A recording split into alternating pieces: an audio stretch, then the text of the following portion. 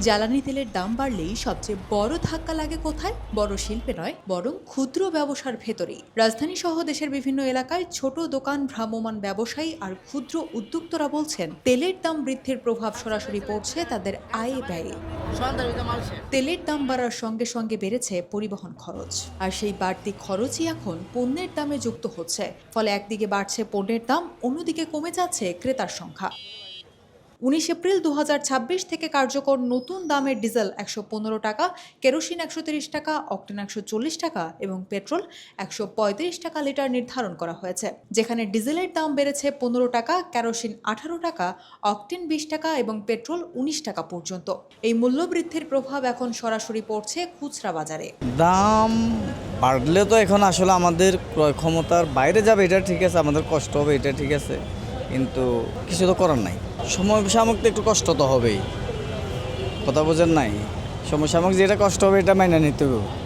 আর এটা তো আমাদের একক না, এটা বৈশ্বিক সমস্যা। তো বৈশ্বিক সমস্যা যেহেতু এটা আপনার মাইনে নিতে হবে, মাইনে নিয়ে চলতে হবে। তবে বাস্তবতা বলছে এই মেনে নেওয়ার চাপটাই সবচেয়ে বেশি পড়ছে ছোট ব্যবসায়ীদের উপর, কারণ তাদের আয় সীমিত কিন্তু খরচ বাড়ছে প্রতিদিন। এখন থেকে আপনি আয় করতে পারলে ব্যয় করতে পারবেন, আপনি যদি আয় না করতে পারেন তো ব্যয় করতে পারবেন না। আমি এটা যদি বিক্রি করে 10 টাকা লাভ করতে পারি, আরেকখান থেকে সদাই কিনতে পারবো। সব জিনিস এখন দাম বেশি, শাকসবজি কোন যা আছে সবই দাম বেশি, এখন সব কাঁচামালের দাম বেশি। এখন তারা গাড়ি তেল পাচ্ছে না, তেল না পাওয়াতে আপনার মালের দাম বাড়াই দিচ্ছে, আরও তো মাল কিনতে পারি না।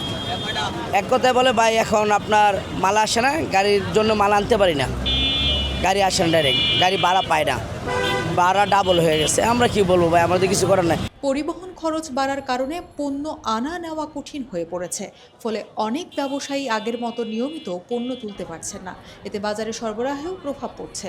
যে কোনো গাড়ি দিয়ে আসবে, ওই গাড়িটার মনে করেন ভাড়াটা বাড়বে, ওই ভাড়াটা পড়বে সাধারণ যেই ভুক্তভোগী যারা আছে তারা একটা পণ্য কিনতে যাবে, ওই পণ্যটার দামটা বাড়লে তখন কী হবে, এই পণ্যটা কিনতে গেলে তখন ওই পুরো ১ টাকার জিনিসটা ১.৫ টাকা দিয়ে কিনতে হবে। এমনকি আমরা যাই আয় করি, যেন দেখা গেছে ৫০০ টাকার বাজার করতে গেলে ১,০০০ টাকা লাগবো, ১,০০০ টাকা ৫০০ টাকা বাজার আর ৫০০ টাকা পাইব, ৫০০ টাকা হিমশিম খেয়ে দেবো, তখন সাধারণ মানুষের খুব কষ্ট হয়ে যাবে। বিশেষজ্ঞরা বলছেন জ্বালানি তেলের দাম বৃদ্ধি সরাসরি উৎপাদন ও সরবরাহ ব্যবস্থাকে প্রভাবিত করে। এই প্রভাব ধাপে ধাপে গিয়ে পড়ে খুচরা বাজারে, আর সেখানেই সবচেয়ে বেশি ক্ষতিগ্রস্ত হন ক্ষুদ্র ব্যবসায়ীরা।